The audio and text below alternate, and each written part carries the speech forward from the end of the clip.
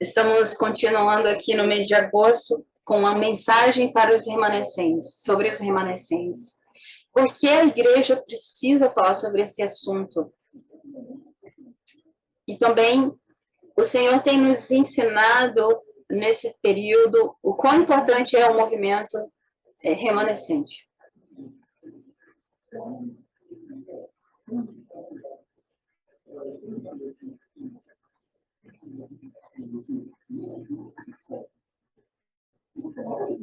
Tem bastante pessoas que falam assim, quando acontece alguma coisa ruim, ou alguém faz uma coisa ruim, por que Deus não faz nada? Por que Deus está vendo que está acontecendo coisas ruins e Ele não está fazendo nada?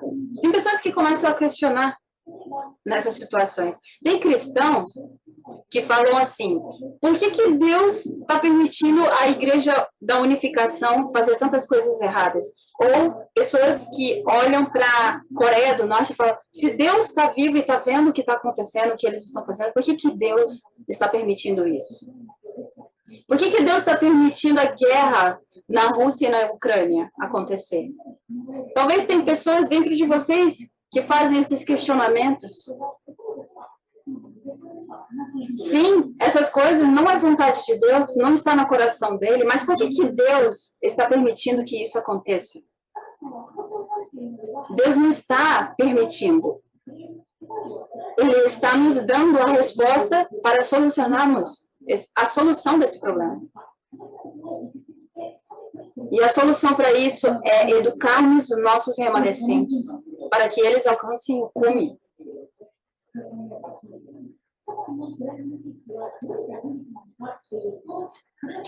Satanás, ele trabalha com uma organização das trevas, e ele coloca no cume, como governantes, pessoas que adoram a ele, pessoas que também creem nele, que estão na escuridão.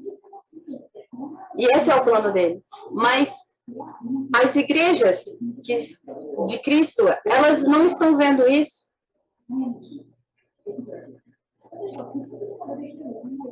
Vamos pensar individualmente. Vamos supor que você tem uma vida cristã. Você já pensou como vai ser a sua vida quando envelhecer? Se você tiver educado um remanescente verdadeiro, você não precisa se preocupar com a sua velhice. Você não precisa entrar em um seguro porque está com medo da sua velhice. Como vai ser? Por exemplo, se o remanescente que você tem vai ser um político, vai ser a pessoa que vai alcançar o governo quando você estiver ali, velho, né? Quando você estiver idoso, você não precisa se preocupar. Vamos ver agora como nível de igreja. Se nós levantamos remanescentes e eles alcançam o cume, e eles alcançam os lugares altos, nós não precisamos nos preocupar. E as igrejas até hoje não tinham se dado conta disso, não tinham se dado conta de cuidar das crianças, dos remanescentes, dos adolescentes.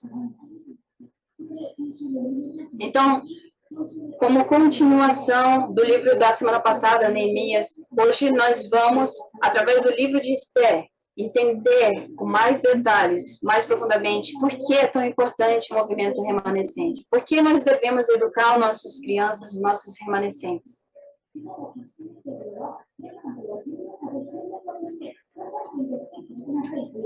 Nós recebemos ontem na mensagem que precisamos educar os nossos remanescentes para eles se tornarem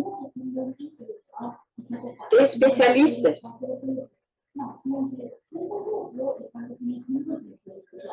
No mundo, eles chamam especialistas pessoas que são professores, que são médicos, ou pessoas assim.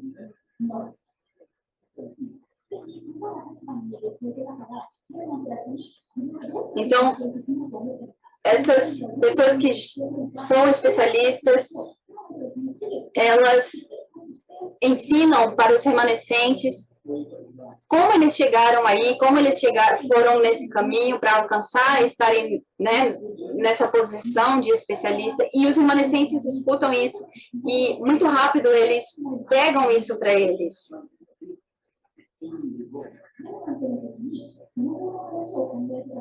Quando você é um remanescente, quando você é uma criança, e você só escuta histórias de ladrão, você se torna um ladrão. Por exemplo, a minha filha, quando ela estava no Chugapó, no colegial, ela recebeu bastante influência de um professor e ela decidiu se tornar professora, entende? Então, os remanescentes, eles são influenciados por pessoas que estão muito perto dele e eles querem se tornar como essas pessoas. Por exemplo, se você é um filho de um médico, geralmente você vai querer que seu filho se torne médico também. Por que existe tantos casos assim? Porque o pai ou a mãe é um médico, então o filho também, ele vai no mesmo caminho, porque ele está vendo isso. Então, eu fui algum tempo atrás no Brasil e eu percebi uma coisa lá no Brasil. Os brasileiros Nikkei, muitos querem ser bem-sucedidos. Existem muitos professores, muitos advogados, muitos médicos brasileiros Nikkei.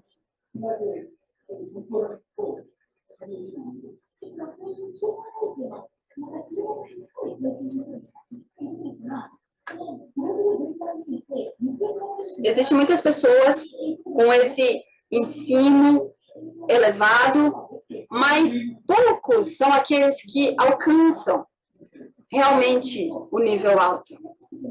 Porque em cima dos especialistas, existem os economistas, pessoas muito mais poderosas do que eles.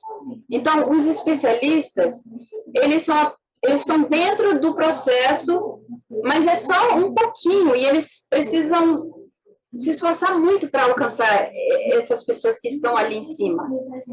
Então, vamos supor que você se torna o maior político dentro do Japão, ou o maior economista dentro do Japão. Aí sim você consegue mudar a nação.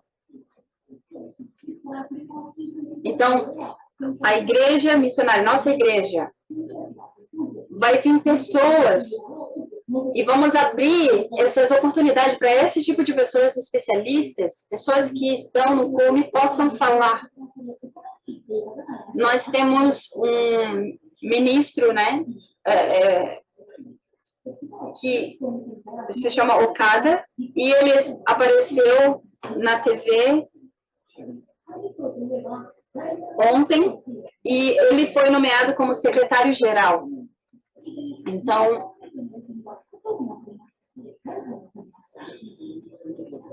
ele é do Partido Democrata, e agora ele foi intitulado como secretário-geral. Então, ele está conectado com nossa igreja, e ele entendeu a missão do Senhor. E ele disse que essa missão é dele também. Que ele vai trabalhar por isso.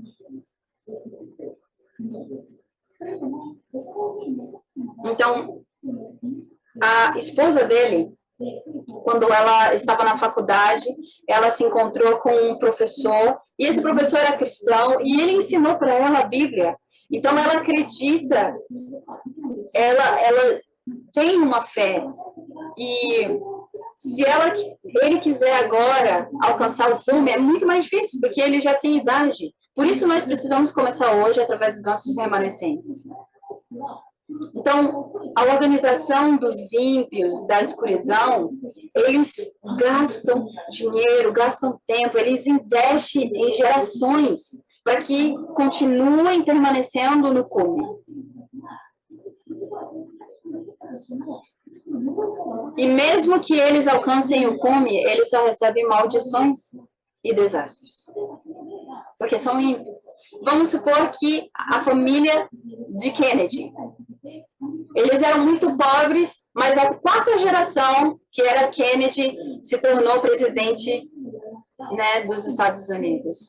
E aí nós chamamos de maldição de Kennedy, porque ele também, né, foi amaldiçoado.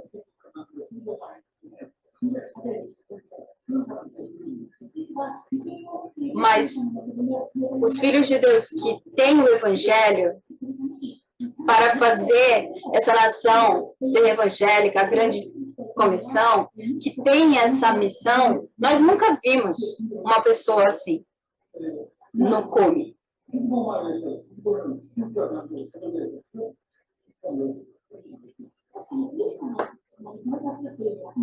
Sim, tem pessoas muito, muito, muito ricas, bilionárias, que são cristãos, mas são muito poucos.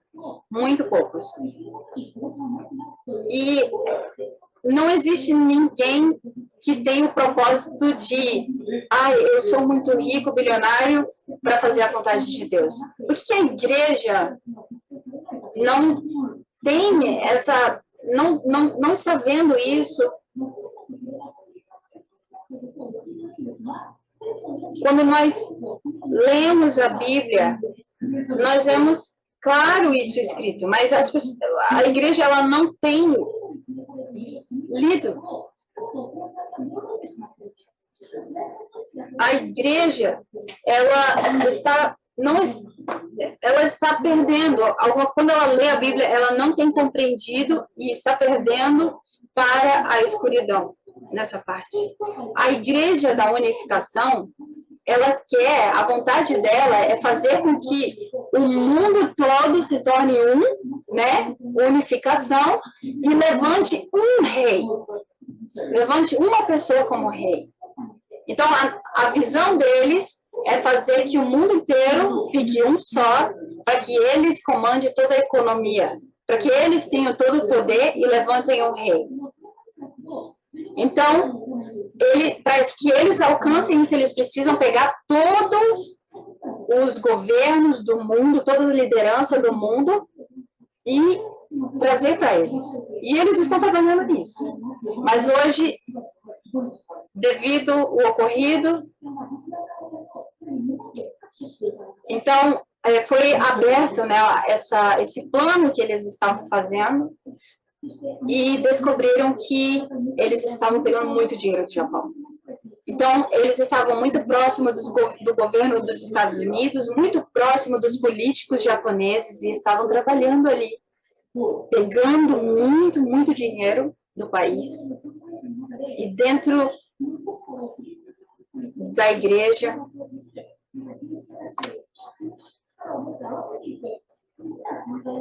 eu nunca vi uma igreja que pensou em alcançar o cume, em se posicionar na política, em se posicionar na economia, em se posicionar nesses lugares altos. Mas quando nós olhamos para a história na Bíblia, nós entendemos que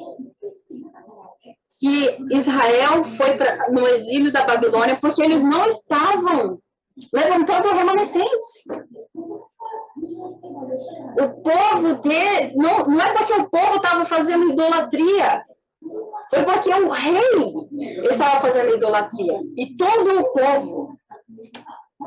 Então, lá em 1ª e 2ª Crônica, está dizendo que os reis daquela época estavam idolatrando.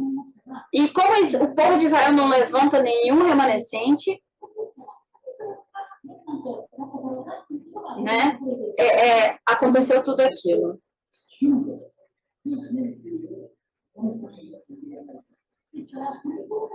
Então, nós precisamos educar, levantar remanescentes que alcancem o cume. Essa é a missão da igreja, essa é a missão de cada um. E quando nós começamos a ter esse objetivo, o Senhor, Ele nos dá todas as respostas que nós precisamos.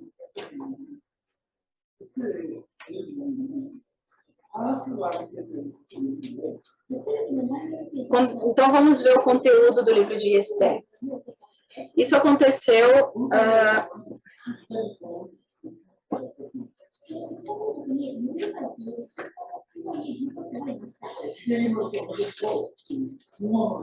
no tempo de Xerxes, que reinou sobre 127 províncias.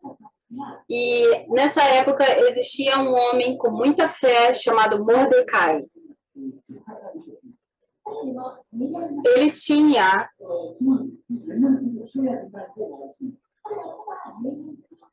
uma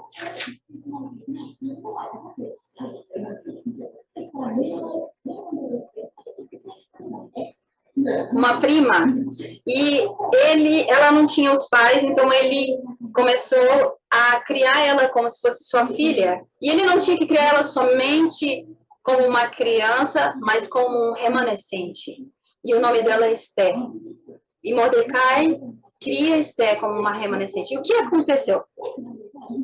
Uma mulher nessa época não podia ser né, um governante ou uma rainha. Então ela não podia ser rei, ela tinha que ser rainha. E era impossível pensar que uma israelita poderia alcançar uma posição como essa, mas Deus providenciou tudo. Quando Esther alcançou uma determinada idade, o rei Xerxes, ele chamou a sua esposa Vasti para apresentar ela para muitas pessoas, mas ela recusou. Ela se recusou e o rei ficou muito bravo. Mas então o país não podia ficar sem uma rainha. O rei não queria mais essa rainha e então ele decide escolher uma próxima pessoa para ser rainha. Então ele chama todas as virgens que sejam bonitas, e então Esther, ela entra para essa seleção.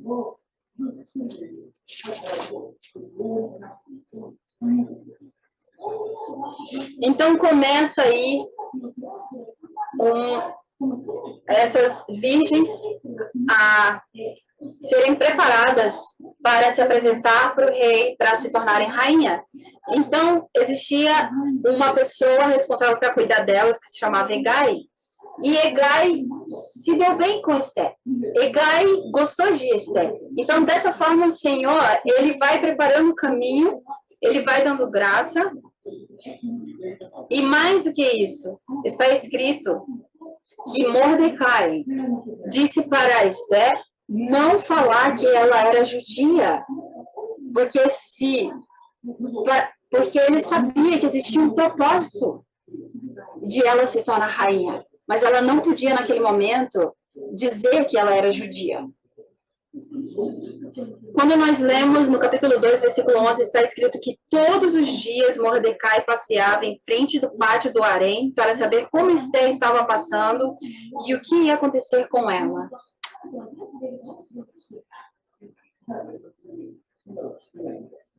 O que significa isso? Todos os dias ele pensava em Esther e ele orava por ela. E todos os dias ele lembrava da missão que ela tinha quando ela entrasse naquele reino.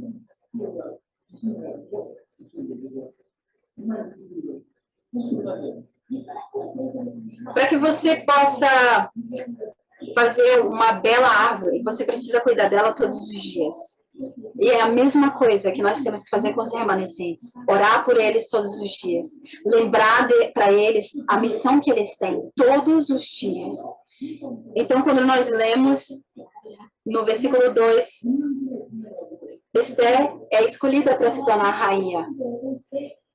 O Senhor, ele sempre vai, através dos remanescentes, fazer o trabalho que ele quer, a vontade que ele quer.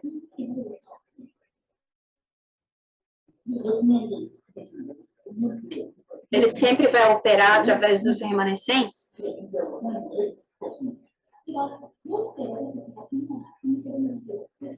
Mas por que nós devemos educar os nossos remanescentes? Porque Deus abençoa os remanescentes.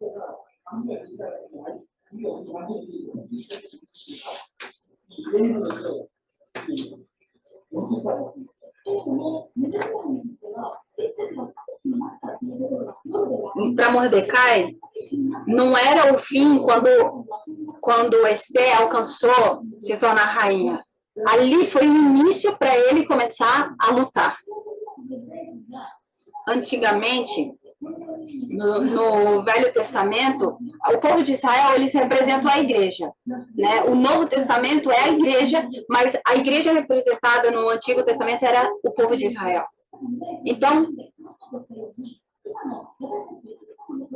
o povo de Israel, ele sempre tinha inimigos. E hoje nós temos inimigos que é Satanás. Ele sempre quer nos destruir.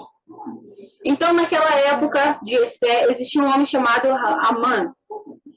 Ele era em segundo lugar mais poderoso abaixo do rei.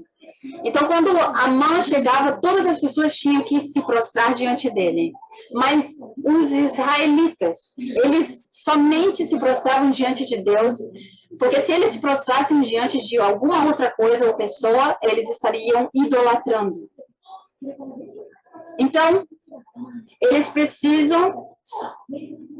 precisa se posicionar para lutar espiritualmente. E Mordecai se posiciona para essa luta, para essa batalha, assim que Esther se torna rainha.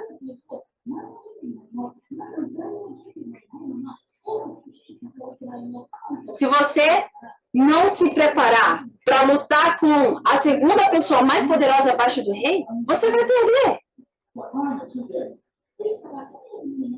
Se a Pérsia, para que a Pérsia fosse alcançada, esse homem, Amã, ele tinha que ser destruído. Porque ele era o inimigo. Para que o rei pudesse se aliar com Israel, Amã tinha que sair. Mas se você se posiciona sem se preparar com um homem tão poderoso assim, você perde. E o povo de Israel, Mordecai, ele não tinha uma arma. Mas ele tinha uma arma chamada Esther, remanescente Esther, posicionada no lugar certo. Então, o que Mordecai começou? Ele parou de se prostrar diante de Amã. Mesmo quando ele via Amã, ele não se prostrava mais. E Amã ficou bravo. E falou, quem é esse? Quem ele pensa que ele é? Mata ele.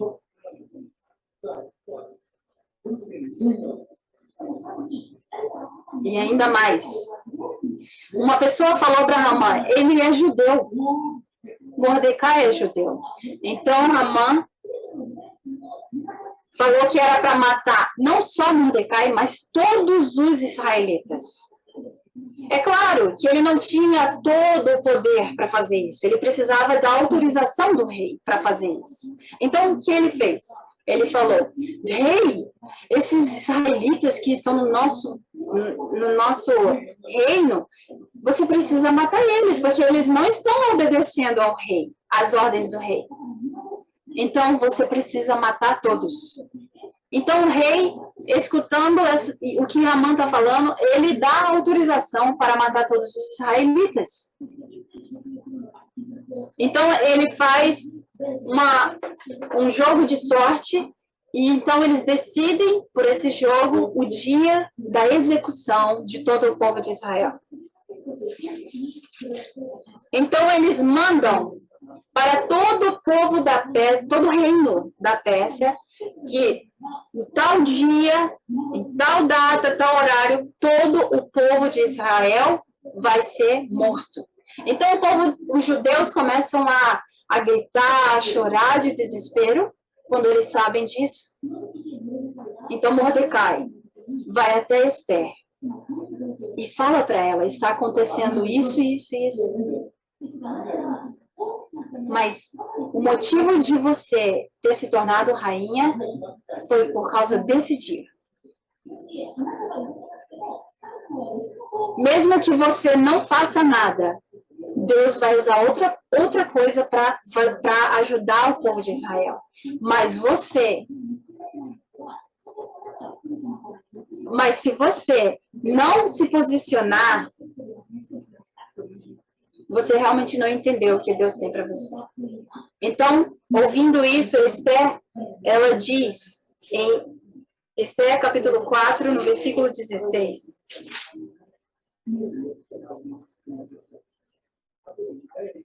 Vá reunir todos os judeus que estão em Suzã e jejuem em meu favor. Não comam nem beba durante 3 dias e 3 noites. Eu e minhas criadas jejuaremos como vocês. Depois disso, irei ao rei, ainda que seja contra a lei. Se eu tiver que morrer, morrerei.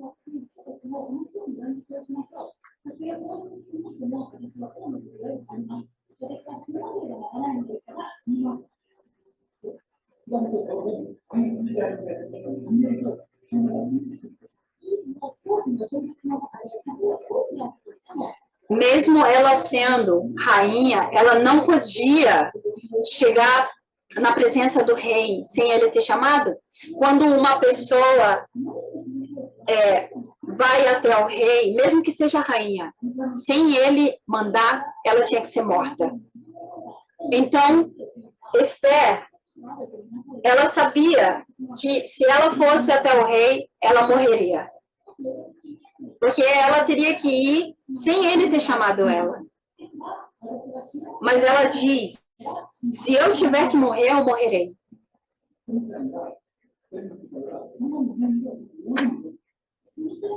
Um remanescente do cume não é aquele que foi bem sucedido. É aquele que coloca tudo no evangelho. Independente de ele ter sido bem sucedido, ele usa todo esse sucesso que ele tem para o evangelho, para o reino de Deus.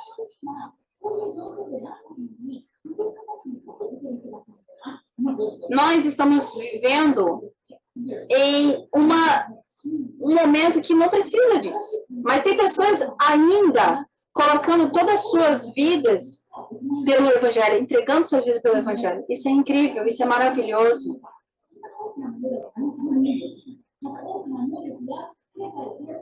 Mas é muito pouco. É pouco a economia, é pouco onde eles estão. Mas Esther, ela era rainha naquele momento. E ela estava depositando tudo. Todo o sucesso, tudo o que ela tinha alcançado, ela estava depositando ali e ela estava disposta a perder tudo aquilo pelo evangelho. E os nossos remanescentes, eles precisam ver através dos pais, através de nós. Nós somos o exemplo para eles. Quando eles vê os pais, nós fazendo, nós tomando decisões, eles têm a vontade de fazer muito mais do que nós. Por exemplo, a Igreja da Unificação, que é da escuridão, das trevas, quantas pessoas estão ali? Mas Deus, Ele nos abençoa, Ele é o verdadeiro Deus. Imagine quando nós damos tudo de nós. Existe uma diferença quando você crê em Jesus. E quando nós educarmos nossos remanescentes, com certeza o Japão mudará, com certeza o mundo vai ser transformado. Essa é a missão da igreja. Então, Esther toma uma decisão. Então, Deus trabalha. Quando aparece um remanescente que toma uma decisão, Deus trabalha e ele dá vitória. Os israelitas venceram. Eles tiveram vitória. Então, após esse jejum de 3 dias, Esther vai até o rei. Vai na presença do rei, mesmo sem ser chamada.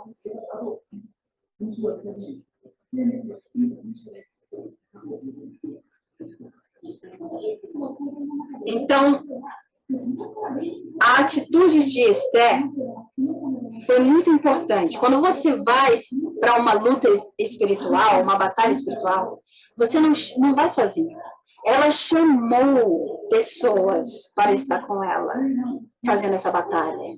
Mesmo que você esteja no cume, você precisa entender que você precisa de toda a igreja, de muitas pessoas para estar orando junto com você.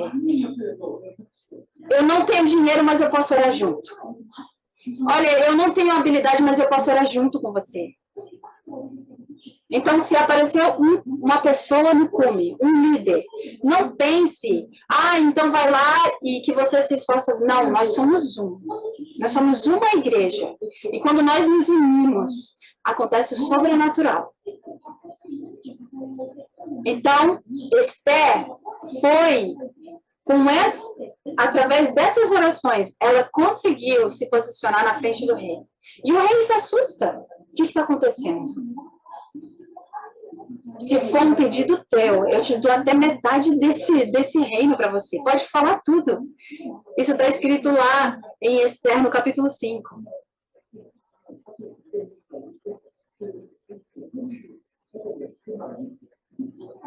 Normalmente, o rei, ele deu uma ordem para matar todos os israelitas. Então, se for o normal, é ela estar tão desesperada que ela chegasse no rei e falasse, olha, eu sou judia, você mandou matar meu povo, mas não. Esther é tão inteligente, com tanta sabedoria, ela fala para o rei, rei, eu gostaria de te convidar para que você venha junto com Amã na minha festa. Então, nesse momento, eu vou falar o que eu quero pedir para você.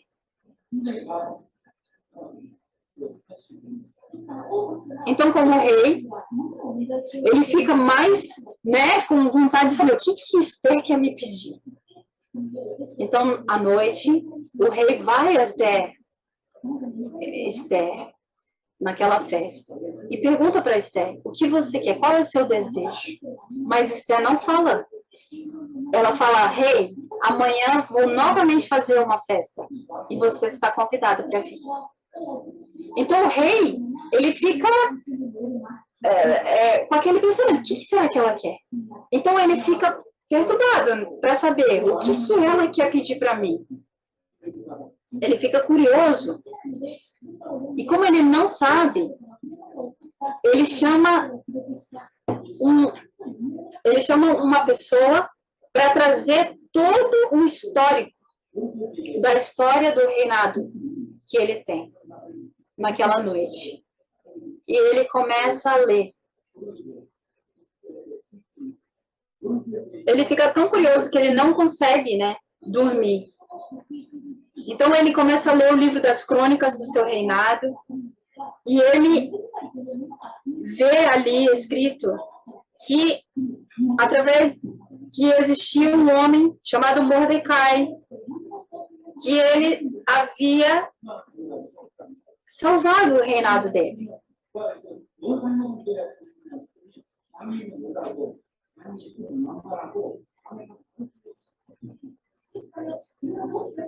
Então, quando ele vê isso, ele fala, eu preciso resolver isso. E ele chama Amã, e ele diz para Amã que ele gostaria de honrar o homem. E Amã pensa que o rei vai honrar ele. Então, Amã pensa que o rei vai honrar ele, e ele se prepara todo para receber essa honra. Mas o rei honra Mordecai na frente de Amã. Amã enlouquece, porque ele tinha muito ódio de Mordecai. E ele ficou com tanto ódio que ele fez no jardim da casa dele um local para matar Mordecai. Ele ficou muito bravo, porque aquele que ele era o inimigo dele, que ele queria matar, que ele queria destruir, o rei honrou. E assim foi transformando a história. Mordecai, por ele ter criado um remanescente, houve uma transformação. Então, não se preocupe com a sua terceira idade. Não se preocupe com a sua velhice.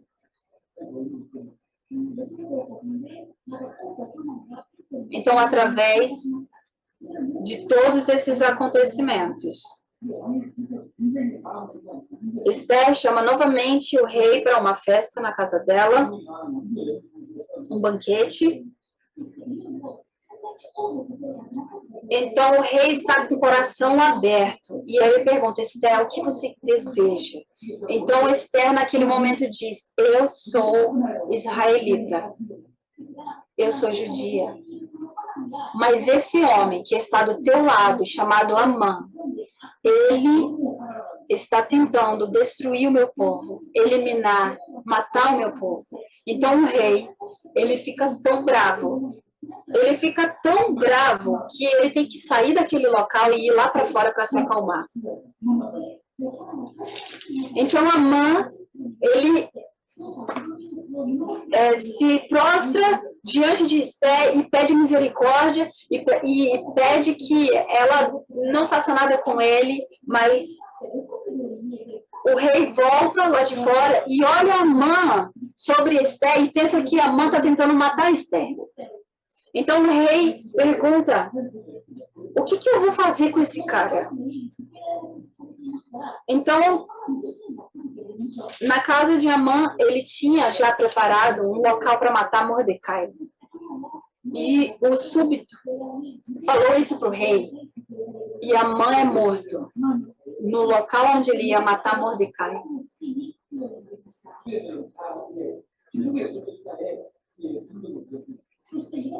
Então, todo o povo de Israel foi protegido e não morreu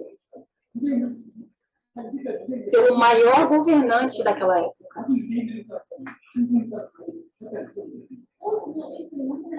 Não só a rainha Esther, mas Mordecai agora se foi posicionado como o segundo mais poderoso após o rei, e todo o povo de Israel foi abençoado. Isso está escrito lá no capítulo 8, no versículo 17.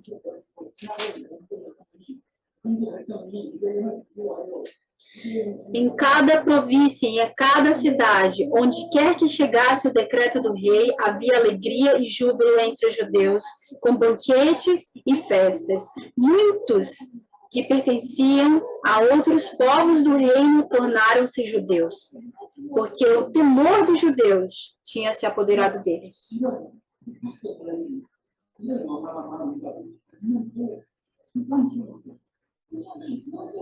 Então, a situação mudou para 180 graus, por causa de um remanescente. O povo de Israel era para ser totalmente destruído, mortos. Mas agora eles são respeitados dentro de todo o reinado da Pérsia.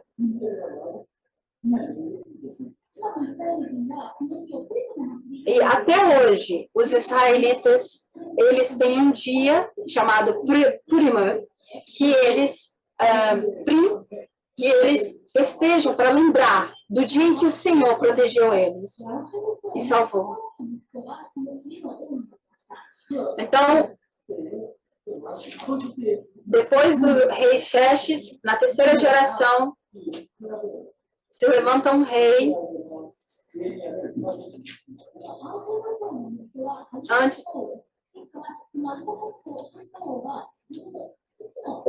o filho dele é Artaxerxes e ele entende a história de como foi e ele posiciona Esdras e ele permite sobre a construção do templo. 2 semanas atrás, nós estudamos o livro de Esdras e de Neemias.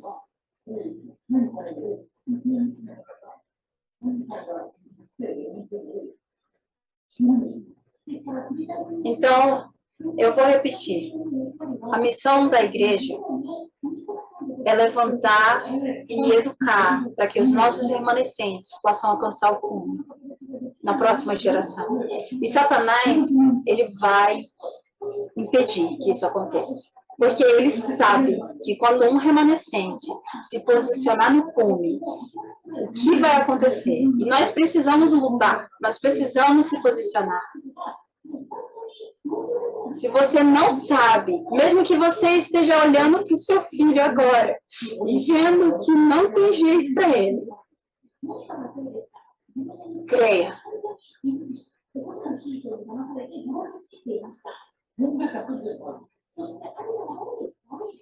Tinha uma mulher que ela olhava para o filho dela e ela falava que não tinha mais jeito. Ele estava na escuridão, ele estava nas trevas. Mas Deus respondeu a oração dessa mulher.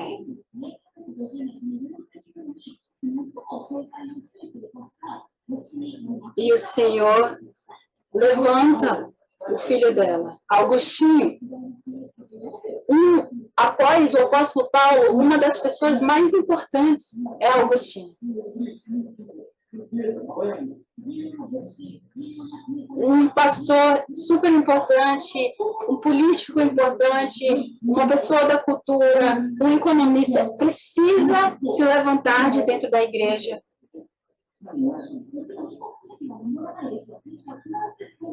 Sei que pode não ser agora, em breve, mas nós precisamos orar para que o Senhor possa levantar, porque essa é a vontade do Senhor e nós precisamos pedir para Ele.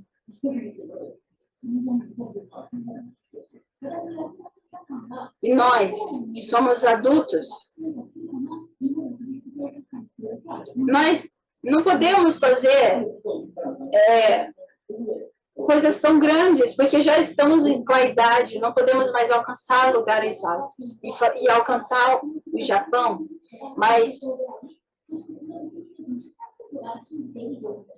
um país cristão é quando 50% do povo é cristão e crê em Cristo. Então, nós precisamos orar e manter o movimento remanescente até que chegue um líder assim. Não importa se você me falar que, mas eu não estou nessa vibe, porque meu filho não tem fé. Isso não importa para Deus, o que você está vendo agora. É a promessa de Deus que através de um remanescente ele vai alcançar essa nação e ele vai fazer tudo para que isso aconteça. Ele vai responder essa missão. Ele vai concluir essa missão. E através de um remanescente. O Japão vai se tornar um país evangélico. E Deus vai fazer o sobrenatural e alcançar todo o mundo. Vamos orar. Deus, eu te agradeço.